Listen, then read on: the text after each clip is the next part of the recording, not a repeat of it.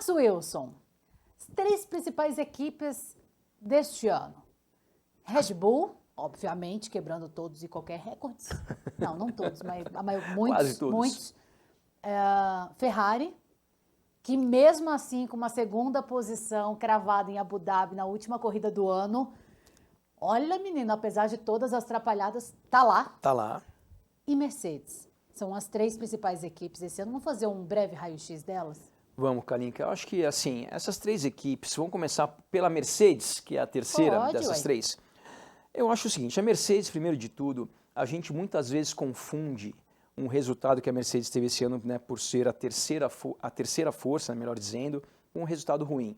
Isso a gente, às vezes, na minha opinião, a gente confunde um pouco isso, porque a Mercedes, nos últimos 8 anos, ganhou 8 títulos de construtores consecutivamente. A Mercedes ganhou 7 títulos nos últimos 8 anos, até 2021, né, no campeonato de pilotos. Então, realmente, quando a gente vê uma equipe atingindo esses números, qualquer coisa que não seja vitória realmente passa a ser um resultado muito ruim. Mas, ao meu ver, o que aconteceu com a Mercedes esse ano é uma coisa normal, que aconteceu e acontece com todas as grandes equipes vencedoras em qualquer categoria e também na Fórmula 1.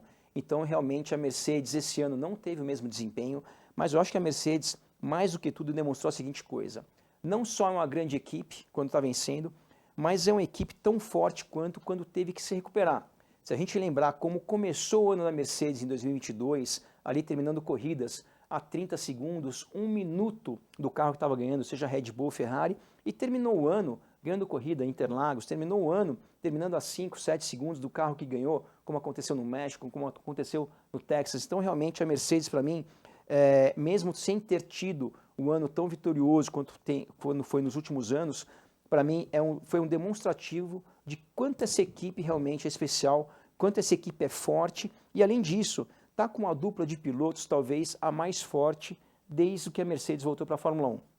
A Mercedes, quando voltou para a Fórmula 1, teve Nico Rosberg e Schumacher, mas o Schumacher já numa fase não tão boa. Depois teve Hamilton e Rosberg, uma dupla extremamente forte. Hamilton e Bottas, que ficaram juntos durante 5 temporadas, mas essa, na minha opinião, Hamilton e Russell realmente é a dupla mais forte dessa equipe que se reestreou na Fórmula 1 em 2010. Então, realmente, é uma equipe espetacular, uma dupla de pilotos sensacional. Hamilton, não precisa nem falar o piloto que ele é. E o Russell teve a temporada, né, Kalinka, aqui... Posso só pegar um gancho? Opa! Não, só que você tocou no assunto do Bottas, né? A gente viu que o Bottas... Você lembrou dele dando baleia branca? Não, é porque a gente está falando dos pilotos, um breve, assim, só pensando aqui na Fórmula 1 desse ano, o Bottas saiu da Mercedes, ele sempre foi o cara que, de fato, ajudou o Hamilton em muitas corridas, em muitas vitórias, em muitos mundiais. E o Bottas começou bem a temporada e acabou também não conseguiu manter um ritmo, né? Esse ano foi bem louco para todas as equipes, porque a equipe começou muito mal e foi melhorando, e o Bottas foi um cara que começou muito bem e depois acabou... E esse ponto que você falou, Kalinka, que é exatamente isso, mas isso tem muito a ver, sabe com o quê? Com as equipes. É isso que a gente estava falando agora. A Mercedes realmente veio numa crescente. E o que aconteceu com o Bottas, na verdade, é um reflexo do que aconteceu com a Alfa Romeo. É a mesma coisa que aconteceu com a Haas. A Haas, nas 4 primeiras etapas, a Haas marcou pontos com o Magnussen nas 3 corridas entre as 4 primeiras etapas. Depois passou um período muito grande sem pontuar. Obviamente tem um final de semana espetacular em Interlagos.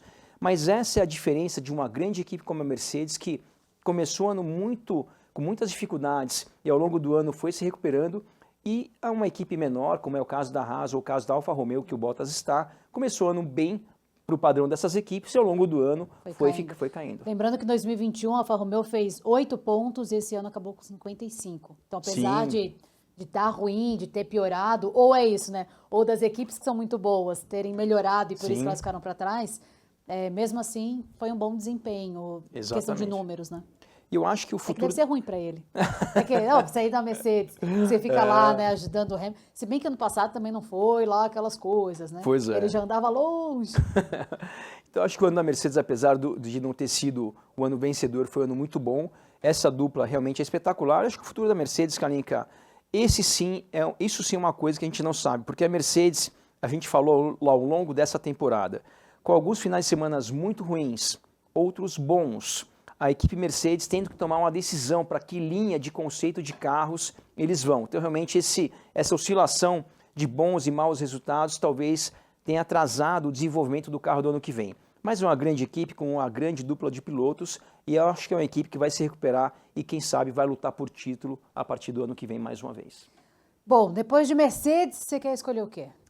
Vamos Red Bull ou Ferrari? Ferrari. Ferrari. Ai, Ferrari. Ferrari. Bom, Mattia Binotto, apesar dele ter saído, Kalinka, o ano da Ferrari, apesar de todas as atrapalhadas de problemas de estratégia, problemas de pit stop, problemas de colocar pneu no carro, pneu de chuva na pista seca e vice-versa, eu acho que apesar desses grandes erros que a Ferrari cometeu, né, ao longo desse ano, a Ferrari fez uma coisa que isso sim é a parte mais difícil. Primeiro, ter um carro competitivo. Isso realmente é o que mais importa numa equipe de Fórmula 1. O resto, as outras coisas são coisas importantes também, mas primeiro de tudo você tem que ter um carro e um motor competitivo. A Ferrari demonstrou que tem um carro e um motor competitivo. Motor competitivo que ao longo da temporada não foi tão confiável, mas eu acredito que para o ano que vem esse problema de confiabilidade dos motores da Ferrari vai ser resolvido. Já foi resolvido nessa segunda parte do campeonato, quando a Ferrari teve muito menos quebras. Então realmente eu acho que a Ferrari promete para o ano que vem e tem uma dupla de pilotos, Kalinka, ao meu ver, não tão forte quanto a da Mercedes. Eu acho que tem potencial para ser muito forte, mas eu acho que o Sainz esse ano deixou um pouco a desejar. Também você torceu para ele a temporada inteira. Sequei o menino. O Leclerc, eu acho que é um piloto que ainda está em evolução. O Leclerc e o Verstappen são pilotos mais ou menos da mesma idade, só que o Verstappen tem muito mais tempo de Fórmula 1 do que o Leclerc. O Verstappen começou em 2015, o Leclerc começou em 2018. E começou em 2019 na Ferrari, que é uma grande equipe. Então eu acho que o Leclerc é um piloto muito bom, não está ainda no nível do Verstappen, talvez por falta de experiência, e o Carlos Sainz é um piloto muito competitivo também, muito experiente, e esse ano, por algum motivo, não se adaptou muito bem ao carro no início da temporada. Demorou para ganhar ritmo. Demorou para ganhar o ritmo, mas mesmo assim, ao longo da temporada, em nenhum momento, ou melhor, em poucos momentos, ele foi tão eficiente quanto o Leclerc. Então, acho que a Ferrari vai dar um passo para frente. Eu não acho que a dupla de pilotos esse ano foi tão forte quanto a da Mercedes, por exemplo, mas eu acho que se a equipe melhorar um pouco e os pilotos evoluírem um pouquinho também, vai ser uma equipe muito competitiva no que vem. Sainz, 3 pole, 1 vitória, 5 acidentes ou abandonos na primeira volta. Não foi um ano fácil, peço desculpas, porque o Max apostava muito em você. Pode o quê? Pode ser que ano que vem eu vou trabalhar aqui com ele para a gente não correr mais esse risco. Vou pedir para ele escolher um outro piloto. Não tem problema não, viu? A gente vai fazer... Começo do ano, a gente vai ter reunião de pauta, essas coisas. Deixa comigo. Agora falando de Red Bull, o Max Verstappen quebrando todos os recordes, se consagrando bicampeão com antecedência, com o maior número de vitórias numa temporada consecutivas, enfim, muita coisa. O Max, que tem contrato com a Red Bull até 2028, o Pérez até 2024, e o Ricardinho tá aí. Tá aí, tá. Começa 2023. Kalinka, vamos falar primeiro da Red Bull. A Red Bull teve um ano espetacular, mais um ano espetacular, né? 2021 já foi muito bom, mas esse ano muito melhor. Não, esse ano foi esse ano. Esse ano foi muito melhor. Realmente começou o ano com alguns pequenos problemas na mangueirinha da gasolina, né? Tiveram ali 2 ou 3 corridas que o carro parou, não era um problema muito grave, tanto que a Red Bull e a Honda conseguiram resolver esses problemas de confiabilidade dos motores da Honda no começo desse ano.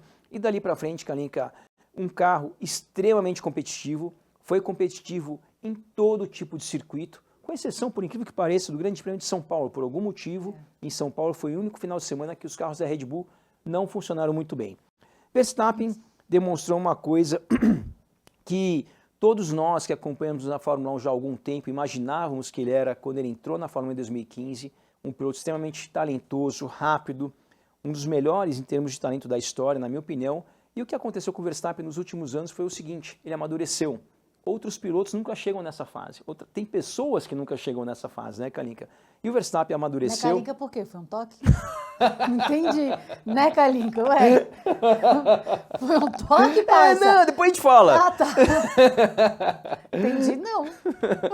E o Verstappen realmente, juntando a maturidade dele com o talento dele, teve a temporada maravilhosa. A Red Bull realmente se demonstrou ser uma equipe extremamente eficiente. Agora, falando da dupla de pilotos, né, a gente falou dos pilotos da Ferrari, dos pilotos da Mercedes, você tocou no assunto, Kalinka, e realmente isso sim pode vir a acontecer, quem sabe até no ano que vem. Sérgio Pérez, mesmo antes do problema, todo esse problema que a gente teve no Grande Prêmio de São Paulo, todo o bate-boca, toda a polêmica que foi gerada quando o Verstappen não deu a posição para o Sérgio Pérez aqui em Interlagos, mesmo antes disso, o Sérgio Pérez estava deixando muito a desejar ao longo desse ano. Ano passado ele andou um pouco melhor, mesmo assim não andou nem próximo do Verstappen ao longo da temporada de 2021. Em 2022 ficou ainda mais distante. E lembrando, a Red Bull é uma equipe que já terminou contratos de pilotos no meio da temporada por esse motivo. Isso aconteceu com o Gasly, quando ele era companheiro do Verstappen, colocaram o Albon, tiraram o Albon, colocaram o Pérez. Então, esse problema de tirarem pilotos que não estão performando, isso já é uma coisa que acontece não só dentro da equipe Red Bull. A gente viu acontecer com a McLaren esse ano, na temporada de 2022, com o Ricardo. Então isso é uma coisa que não é tão anormal acontecer. Só que no caso do Sérgio Pérez, está ali ainda, por enquanto, aparentemente um mal-estar entre ele e o Verstappen. Então isso também não é bom dentro de nenhuma equipe, principalmente quando você tem um piloto como o Verstappen, que vem ganhando tudo, um piloto que não está performando tão bem e, além de tudo, está está tendo atrito, não importa a culpa de quem, entre ele e o Verstappen. Então, o fato da Red Bull ter contratado o Ricardo para estar ali, que também, Kalinka, por outro lado, se não fosse o Ricardo, ia ser alguém, não é que a Red Bull não ia ter um piloto reserva, mas o Pérez não andando bem no ano que vem, espero que isso não aconteça, mas caso isso venha a acontecer, é um piloto que pode ser sim substituído ao longo da temporada, não é novidade na equipe Red Bull se isso acontecer.